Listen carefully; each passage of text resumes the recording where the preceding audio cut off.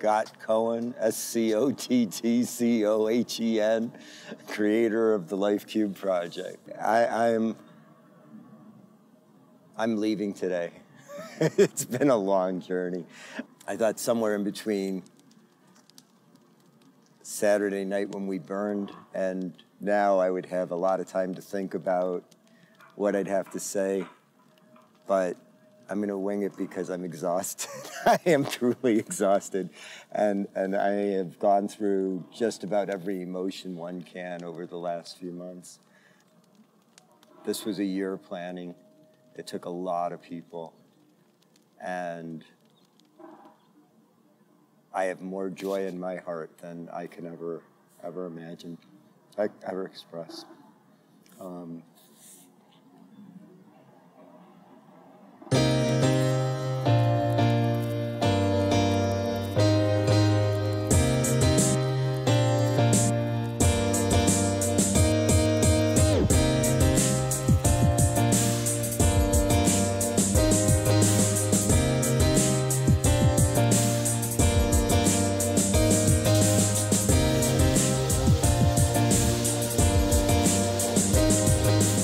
I believe that if you write down your goals, dreams, wishes, and aspirations, the chance of it happening is much, much higher. I've been doing it since I was a kid, and about 6 years ago, I made a decision to create an art installation based on that belief, and I started the Life Cube project. Over 10 years ago, I had a chance to go to Burning Man and experience art in a completely new way. And I decided at that point that one day I would come back as an artist, and I wrote that down. And it took me about 6 years before I finally did make it back to Burning Man as an artist. And my first cube was an 8 by 8 foot box. It had quotes on each side. It wasn't very creative. I was actually really ashamed of it, and I was almost ready to take it down at the middle of the week and pretend like I hadn't created it. But something magical happened. Some people came up to me and asked if I had some extra wish cards, those wish sticks that I'd been passing out. And I said, sure. And the next thing I know, they're going and they're saying, do you have a goal? Do you have a dream? Do you have a wish? And then people are coming and they're telling them, write it down. This artist believes that if you put them in that box, in that cube, that the chance of it happening will increase. And the next thing you know, flocks of people were coming. And that was the first cube.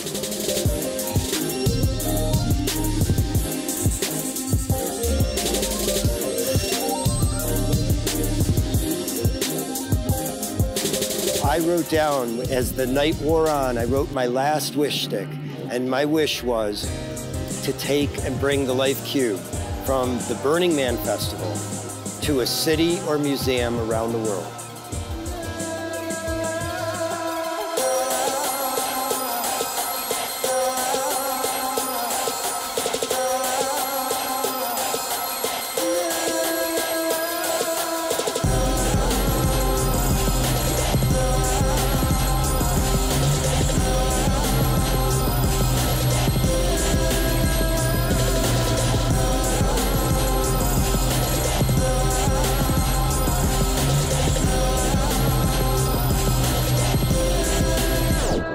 I was really drawn to the idea that, that Scott had about if you write something down, it starts the wheels of motion of it happening. And as an architect, that's what I do. I draw things before it's built, before it becomes actually a real life. What being an architect looks like for the Life Cube essentially is create as many surfaces as possible, something that's very engaging, something that's very visual from the street so everybody can just gather to it. As soon as we pour the concrete slab, people come to it. It's like a magnet. Boom.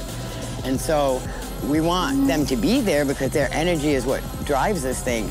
But that is the biggest challenge, is to move around the cube and try to do what you got to get done as it's coming to life every time.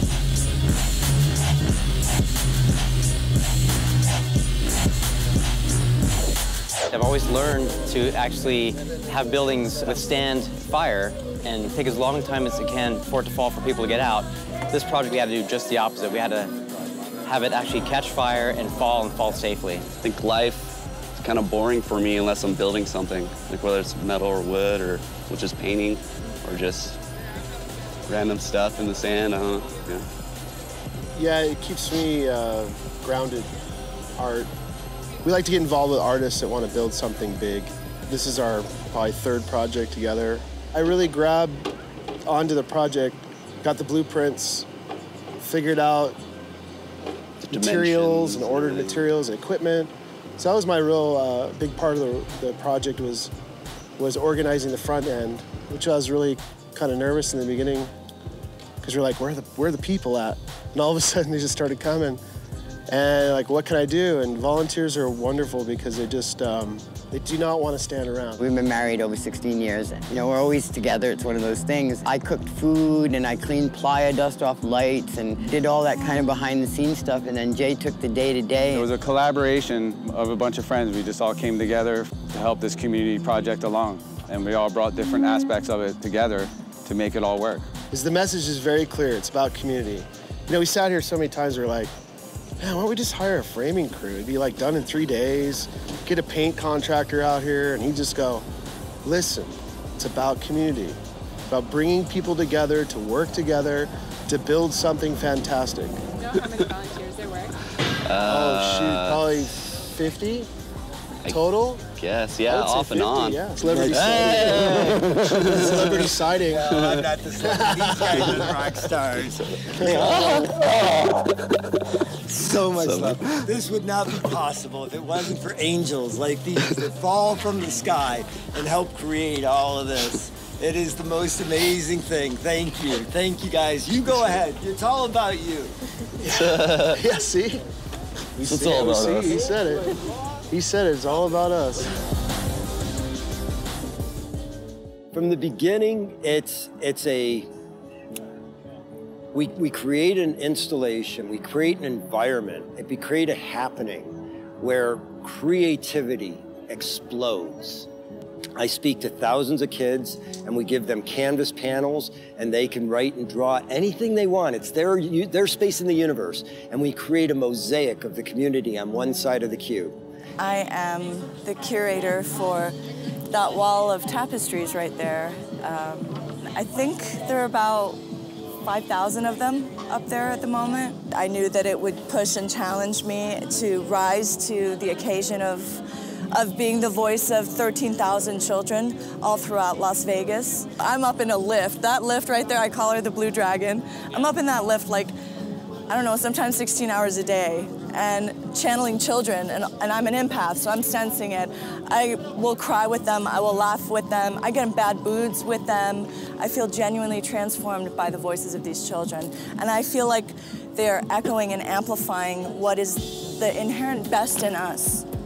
Our strength, our simplicity, our youthful consciousness, that we will never ever give up, that we will dream and dream bigger. I have kids on that wall who write about wanting their friends to hate them less. I have kids who are like, I absolutely will not put up with bullying. I have one boy who's like, I hope I get to buy a piece of land from my mom and a truck one day, and I hope that my mom feels better. And he drew a picture with his mom getting into bed and saying, her going, I feel better, son, with like her arms out. Like, we are a low-income school, and we have a lot of not just military, but we have kids, single-parent families and things like that.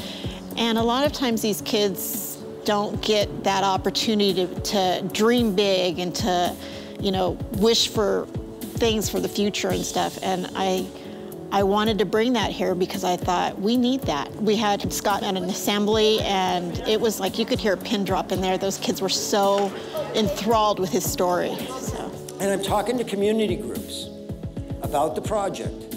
And everything's moving pretty good. I mean, I got a lot of amazing talent in this city. Because I can't draw, paint, sculpt, I can't even hammer a nail straight. 2 people come up to me after I'm talking at this community group and said, excuse me, may I ask you a question? What are you gonna do for the kids in our community? Are you gonna do anything with the schools? And I go, oh my gosh, what a great idea. I hadn't thought of it. How silly of me. I've got an idea. I will give a satellite cube to every school in Las Vegas.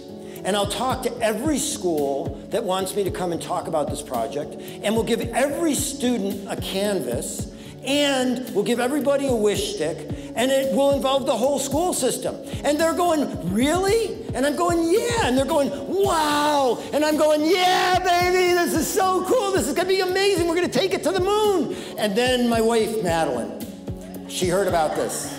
I had people stopping me and telling me that they just loved it, telling me what their dreams were, and we really want to encourage that. I'm getting really choked up about this because I think it's so wonderful for these children. The students at my school, I showed them clips from the Life Cube in 2014. Back then I was teaching at Cheyenne High School, and our kids did the cube and they were so excited, and I heard it was coming back. And I had sticks out in my room and the kids just started building cubes out of nowhere, and I was like, oh, we're doing that. So we made an art installation on our stage when the artist Cohen came and presented, and they were hanging.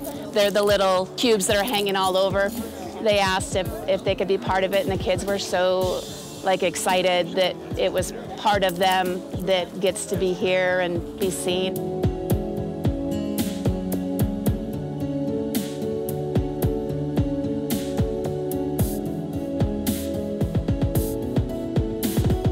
The separation of my parents got me into doing art a lot.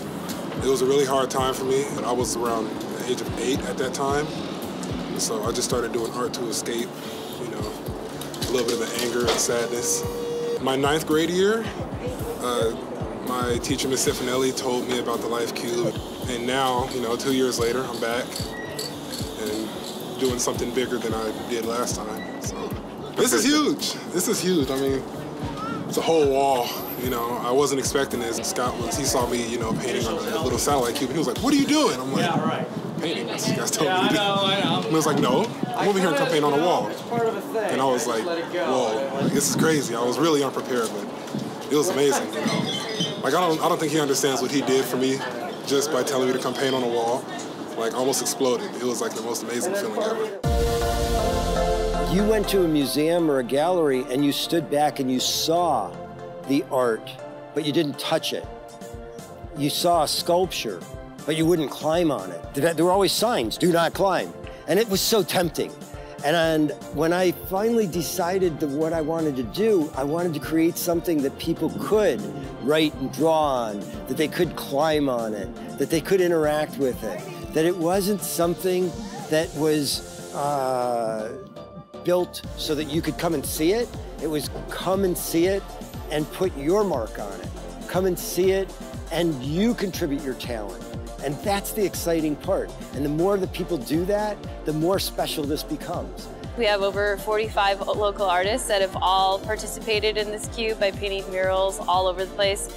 We've mainly focused on curating the top half of the cube where the public doesn't have access to, so the artists can showcase their work without it being painted over. Because normally I don't like to work with other people, but we were both nervous about it. We were like, oh, group projects can go so wrong. But then it's not happening. I mean, how could you go wrong when, you know, my name is Zia, her name is Asia. A/Zia, a power duo. Yep.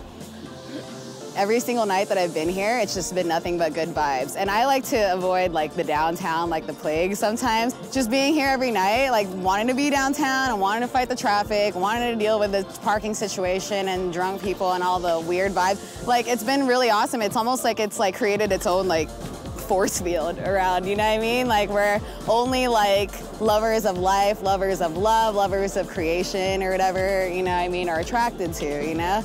I would say that the Life Cube means a lot to me because of the core group of people that supported me in the beginning, who understood what I was doing with my art and fostered it and appreciated it. And they showed that appreciation in a lot of ways. So it made me feel like I was part of this group, this community, and that's what kept me coming back. And that's why I'm here now. I am a trained sheet metal worker in the union for about 30 years. I have a construction business now, and I am transitioning to 100% commercial art from construction. This has been about a 3-year journey right now.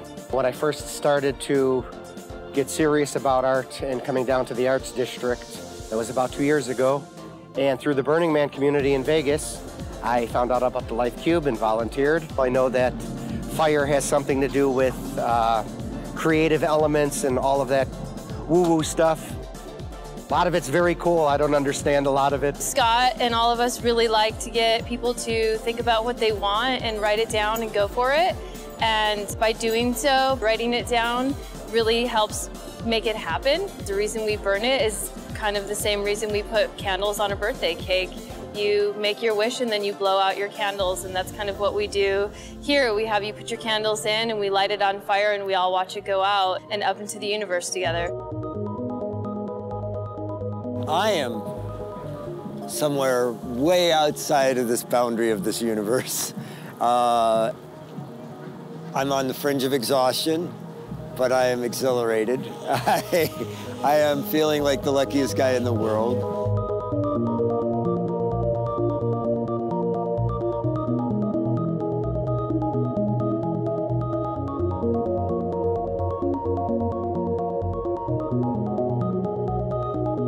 What's going on the night before we're gonna burn?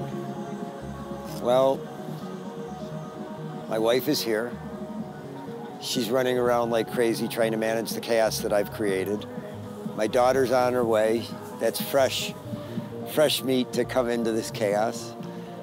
I'm dealing with a lot of people who have worked on this project, and the range of emotions they're going through. This is a time when suddenly people, the last couple days, you've sensed the tension, you sense the anxiety. And it's not just people that have worked on it, it's artists that have come every day and have made this a permanent part of their week or their day. And it's suddenly becoming a reality that this is gonna go away, that this won't be here after tomorrow. And so a lot of what I go through right now is letting people know this is just another stop on the journey, that everything will be okay. Having them cry on my shoulder. It's an emotional time for a lot of people. There's a lot of, part of it is happiness, part of it is sadness, part of it is joy and exuberance. Part of it is confusion. Part of it is this feeling of being lost. They're sensing what is really going to happen, and something's going to be missing. And hopefully it inspires people, and they go on to do other things, and some will come and join me at my next one. And me personally,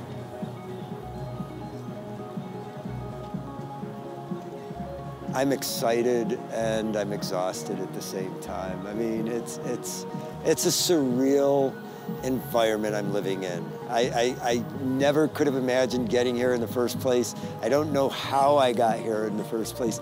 And suddenly here I am, and to have this many people embrace a movement that was something you thought up years ago and become so energized, so passionate, so determined to carry this flag. It's like incredible.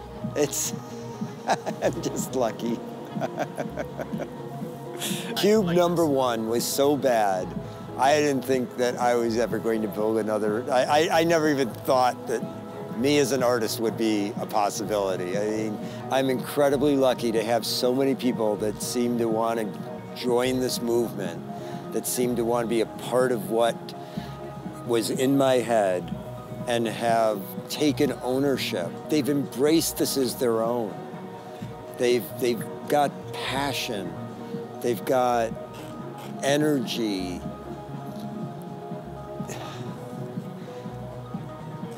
They bring their heart and soul to it, and it's no longer my project. I mean, it never really was. It really became obvious that in addition to writing down your goals, dreams, wishes, and aspirations, that second part, to involve as many people in the community as possible, became a critical part. Because once you do that, once you understand that that's what you're doing is you're creating a sacred space. You're creating a place for the community to come together of all walks, rich, poor, hip, people that are homeless, people that are burners, people that have got families. It doesn't matter. They all come together in a place and they have fun. They're dancing, they're listening to music, they're creating art, and it's, again, I'm just the luckiest guy in the world to see it come to fruition.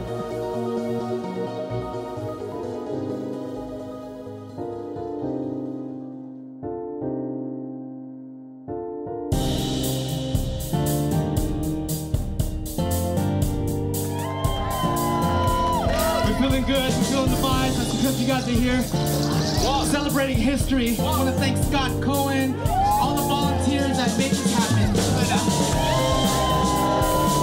We're going to go in the building.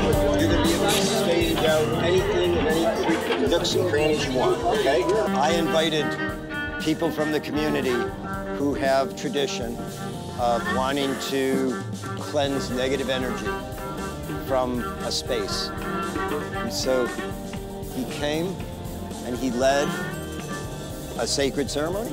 You call it sacred? Yes? A traditional ceremony? Yes? This ceremony was for seven generations to come. We're cleansing this place of any of the negative spirits that may have tried to wander in hopes that when we sage, we say with the prayers that the smoke goes out to wherever you ask it to be. Can't have fire here.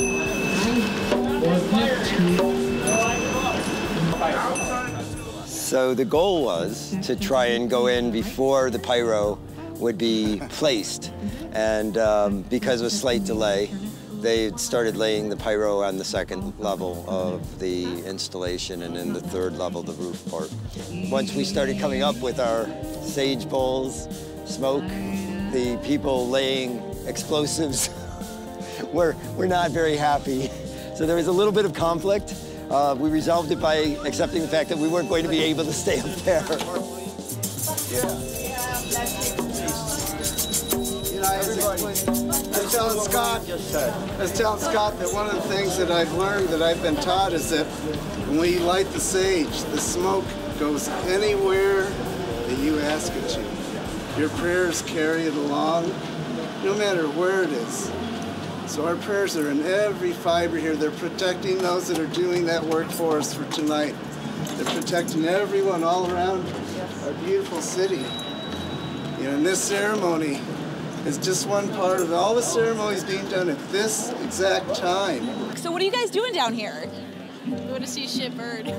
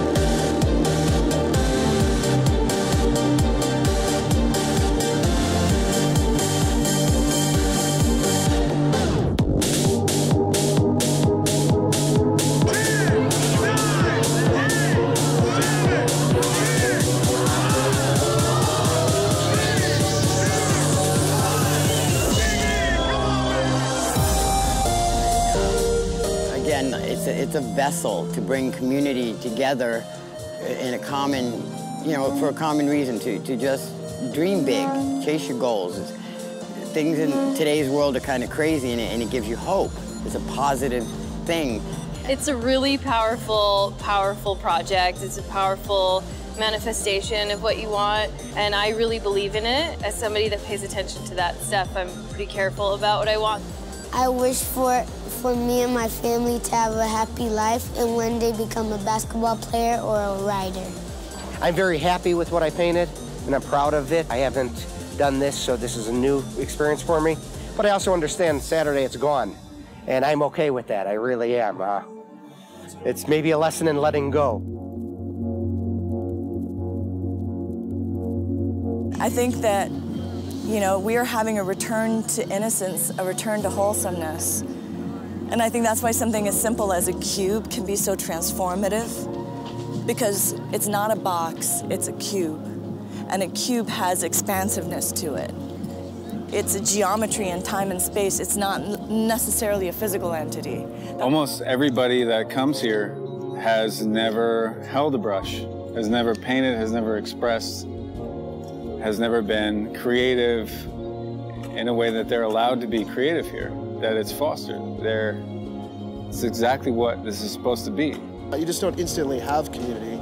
It takes work and vision and love and art.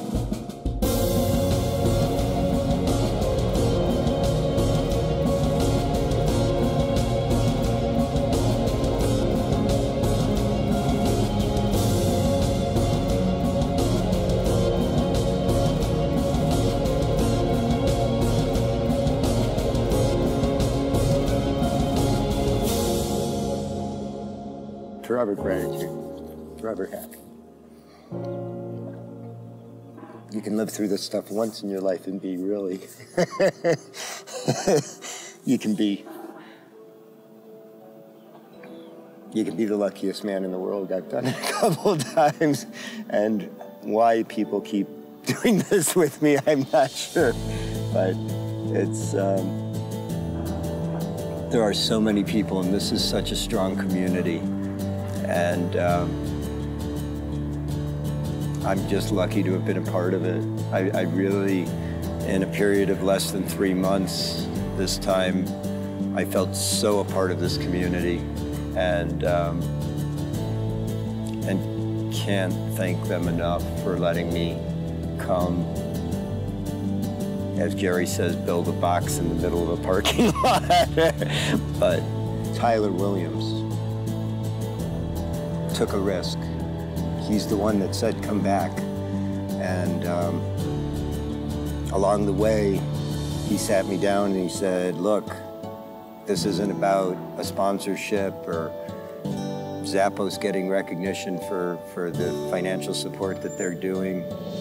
This is about community and Zappos giving back to that community. It's a big secret, but somewhere there should be an acknowledgement to Tony. I mean, just you had a vision of not only what you see in the future for this area, but what you wanted to bring to this area, and energy and creativity. And I was lucky enough to be one of those people that you said, yeah, let's do that. And yet I'll never forget what you did for me. Thank you. I don't know where this project goes from here, but it is a movement, and I am forever grateful to everybody that has made this possible. I am blessed. I'm the luckiest guy in the world. Thank you.